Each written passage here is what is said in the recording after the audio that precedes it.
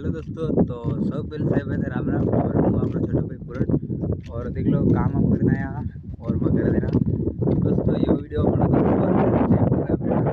दारू और पिए और नशा वशा करे और मतलब पिया उड़ावे और अबार मतलब ये बचत नहीं कर रहा है ना दोस्तों। आने आनी चीज़ों में कोई मतलब नहीं है और काम करो ऊंधा ऊंधा और शनौरा काम नहीं करना, दारू वारू पीना से काम छोड़ दो क्योंकि दोस्तों यो पियो था अबार मतलब कहीं नहीं लग रहा, ठीक है।